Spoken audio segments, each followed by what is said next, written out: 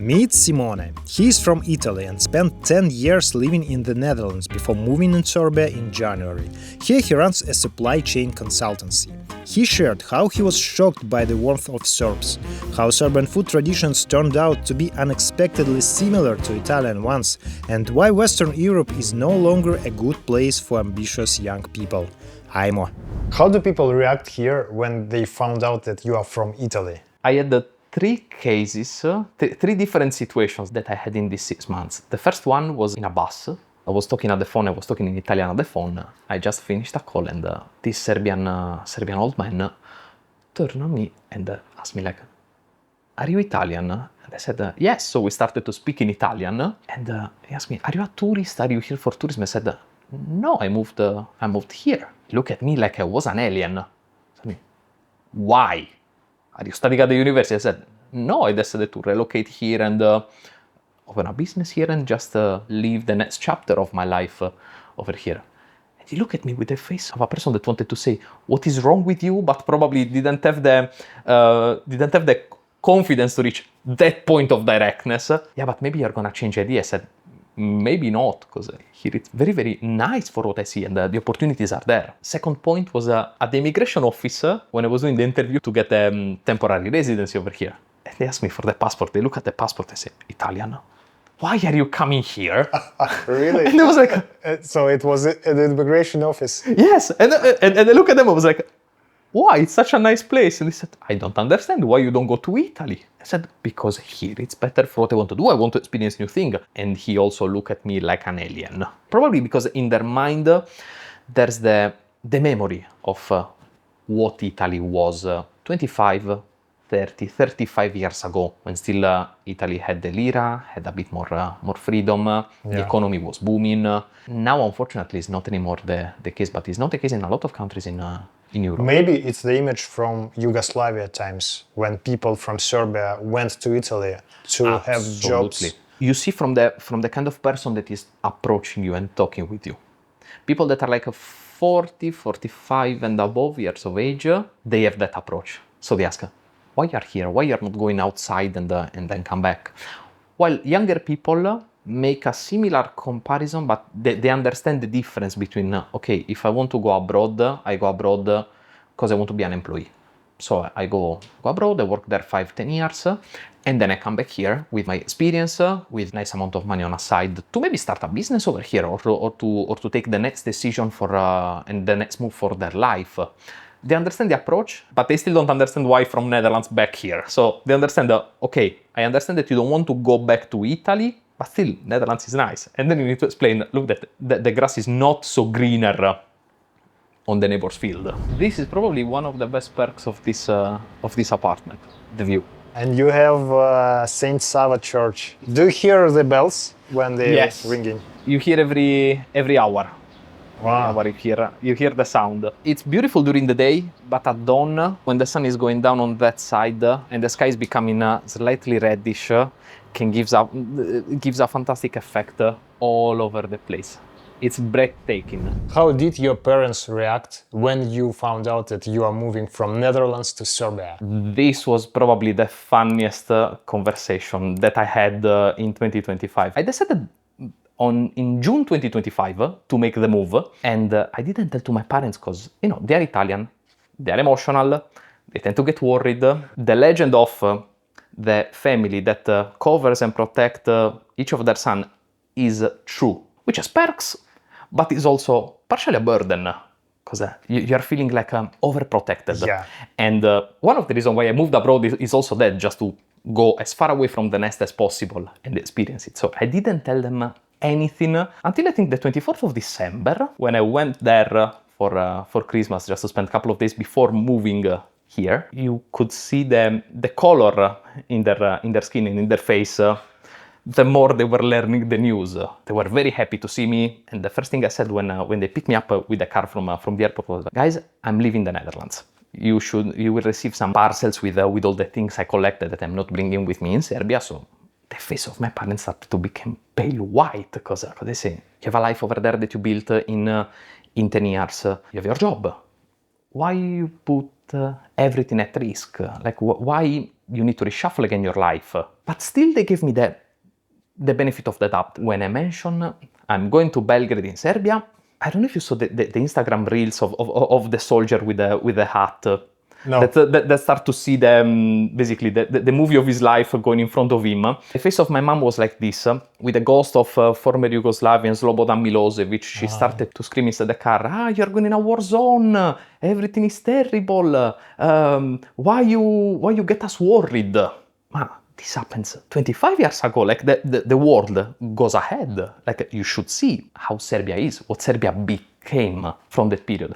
But that was the funniest thing ever to see. I had my sister next to me. I think I never heard my sister laughing so much and for so long during the trip, because my sister knew, and she told me like, Simo, please tell them when I'm there, because I want to enjoy the moment. They are still worrying about you here. Now, not anymore, because as soon as I landed here, I needed to charge my phone and made a godless amount of video calls just to show them around and show that, look, it's a nice place, it's safe, that there's nothing to be worried about. I convinced them after a couple of days and they just got used to it. And it's closer to Italy. You can fly like in an hour and a half and you are home. There's also a direct flight to Sardinia. Like it's connecting Belgrade to Alghero with a direct flight.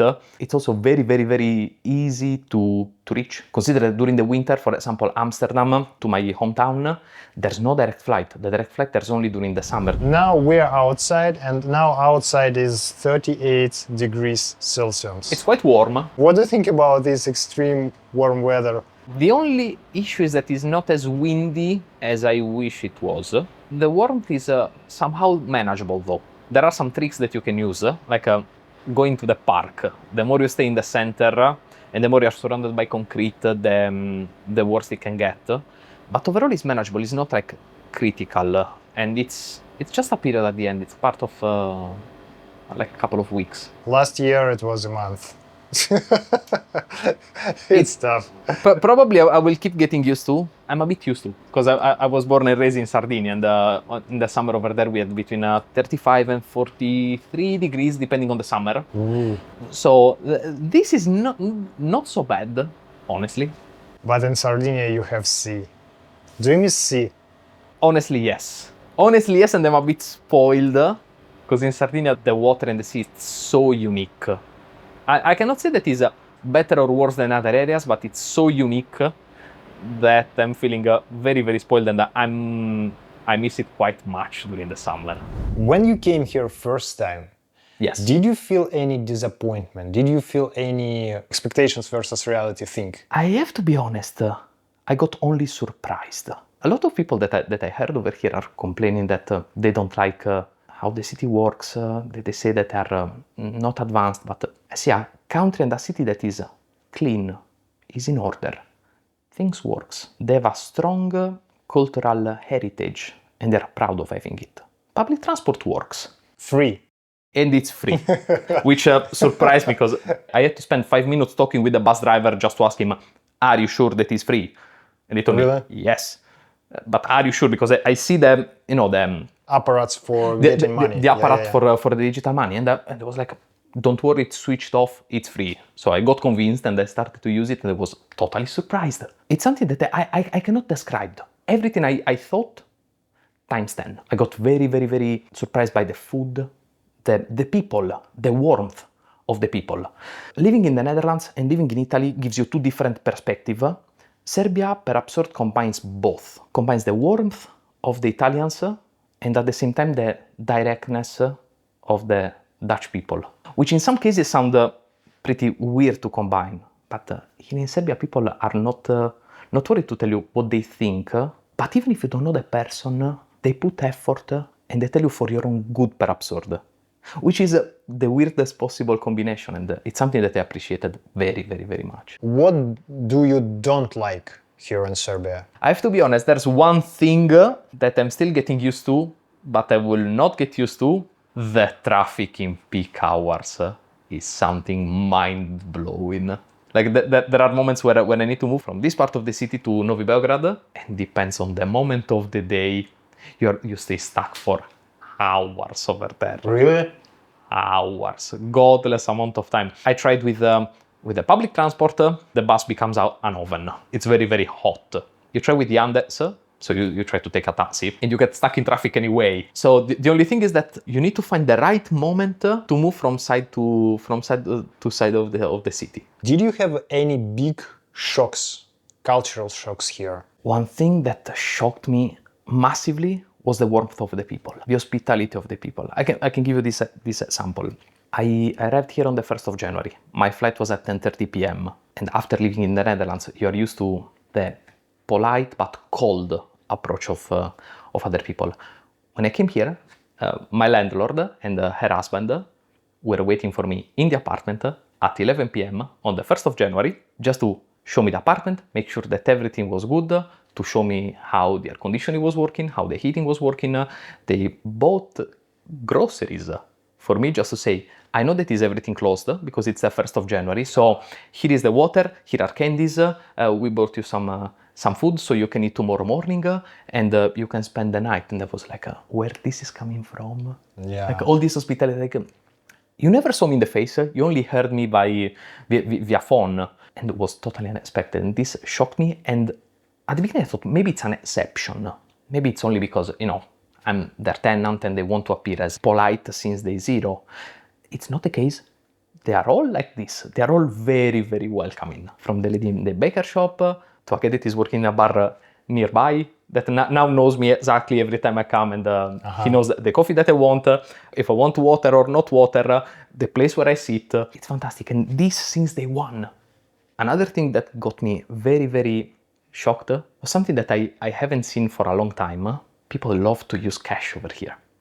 And after 10 years in the Netherlands, with only Apple Pay, I found myself with handling again cash, which is the funniest thing of all. You can use the Apple Pay in the main supermarkets, in the mall, but if you want to go to the local market, to the people here on the road, that are selling like vegetables, fruit. By the way, do you go to markets? Green markets here, piazza? Yes, I go, and the quality of food is off the charts. You eat a tomato that tastes like tomato. You eat a cucumber that tastes like cucumber. The smells, something that I lost for a lot of time, and reminds me of my childhood. When with my mother or my grandmother, I was going to the local markets on the weekend to buy food, and all these smells remind me of my childhood. My father is a butcher, so I'm a bit spoiled.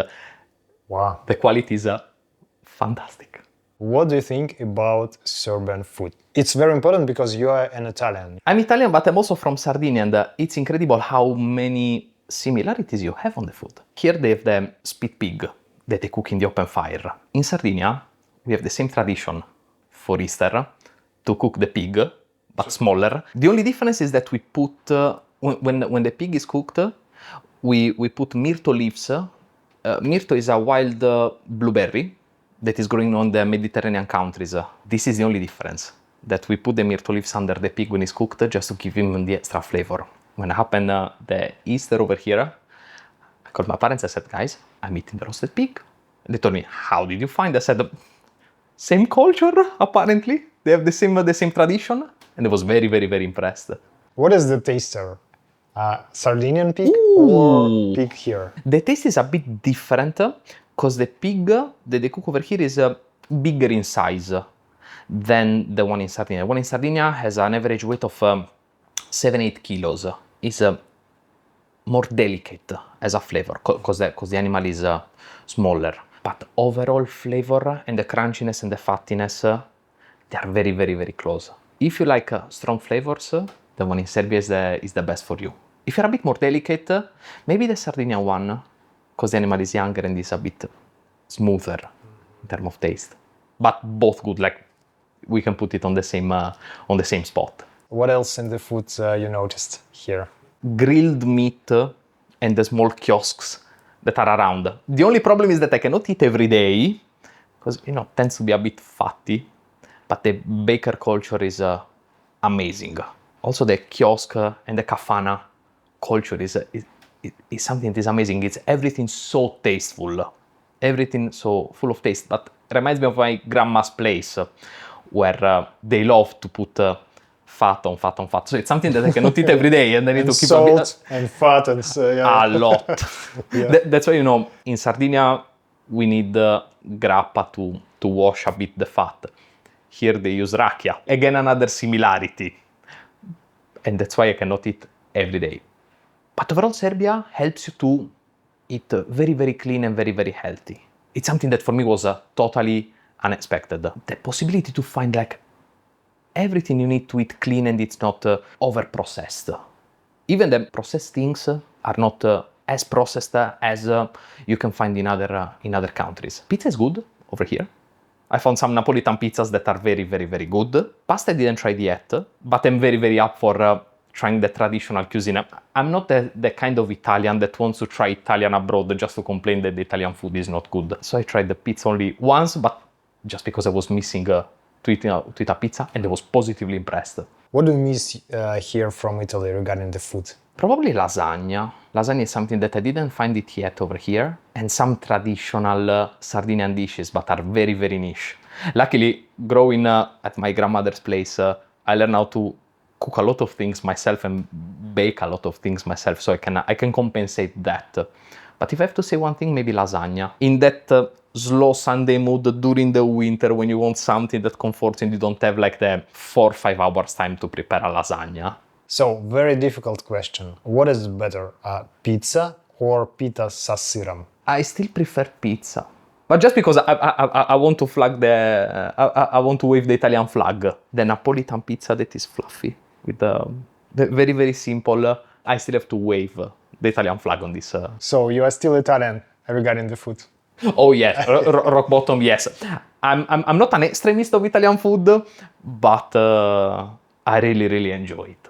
What do you think about coffee culture here in Serbia? We are pretty similar in terms of coffee consumption. There's only one big challenge and one big difference between the two countries. In Italy, coffee is something that is fast.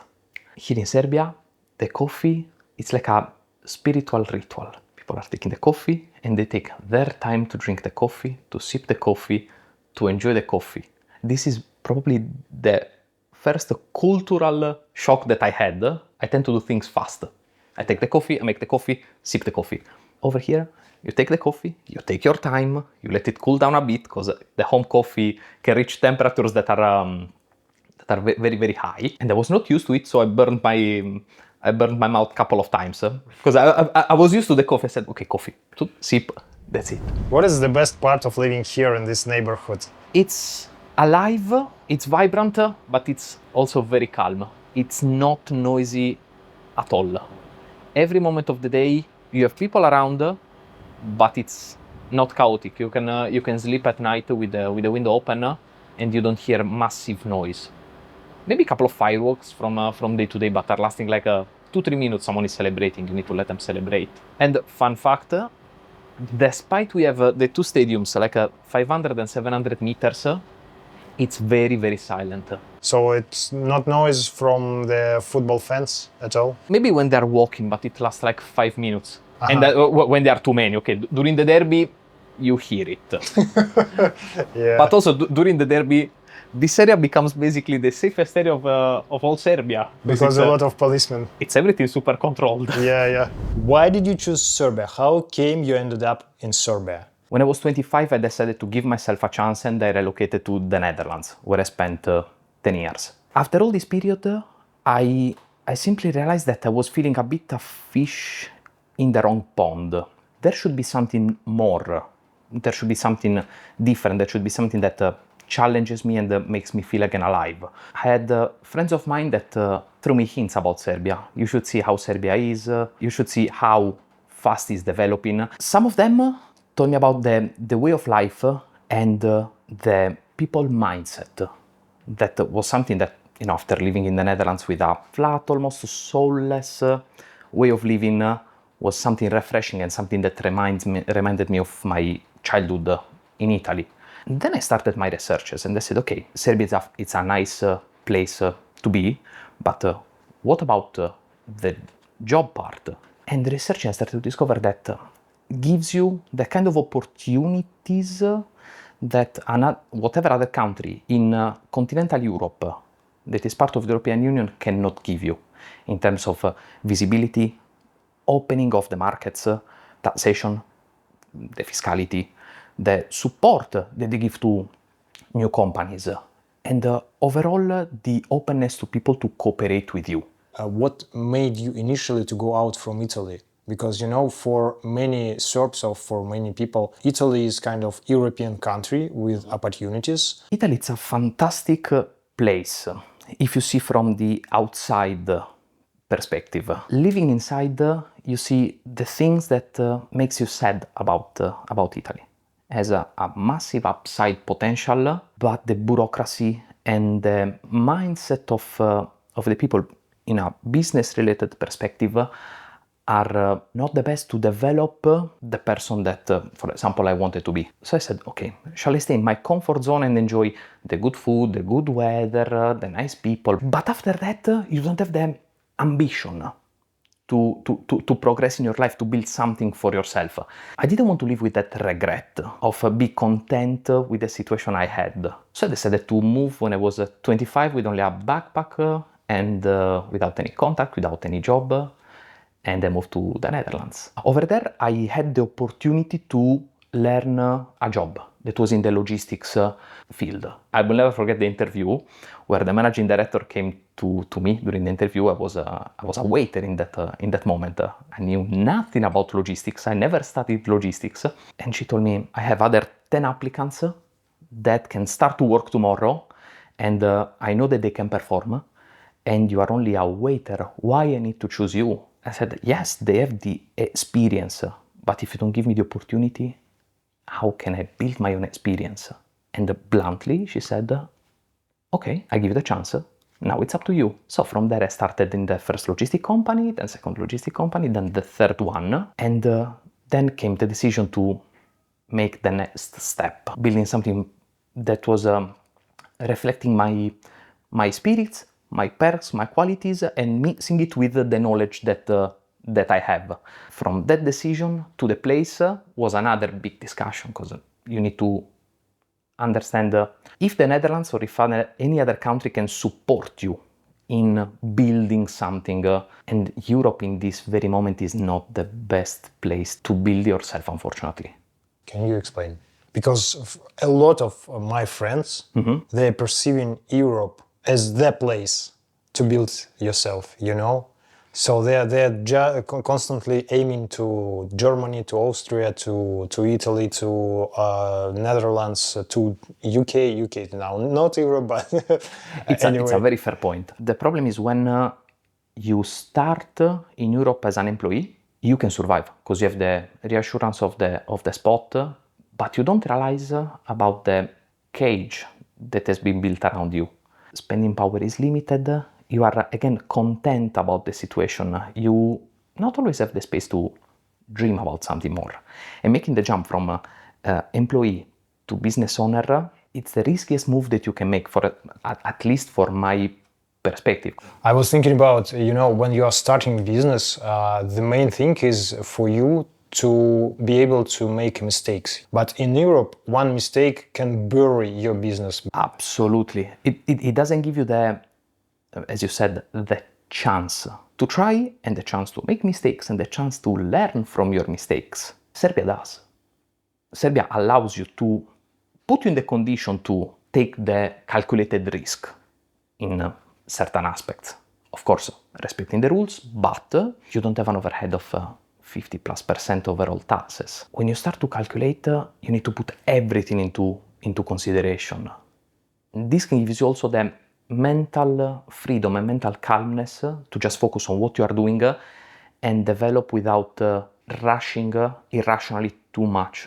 You deciding to move with intention to open your company here, to run business here. Did you do it by yourself, or maybe you used some consulting services? When I decided to move, the first thing I did was make some research about bureaucracy in Serbia and how, in general, the processes. And as soon as I saw that documentation and paperwork must follow a certain pattern, the language is different, the rules are different, I immediately took the decision that I needed someone in Belgrade that knew about all the legislation, all the movements, and could have helped me to make this translation as smoothless as possible. And I was lucky that I found the right, honestly, the right company in the right moment. I approached B-Brain in September, and was the funniest call of all. I found her via other contacts. They introduced me Biljana, and Biljana asked me, okay, you want to move to Serbia, what is your idea? Have you ever visited Serbia before? What kind of business you want to operate? I said, Biljana, I took my decision. I want to move to Serbia, want to open my own company. 1st of January, I'm there.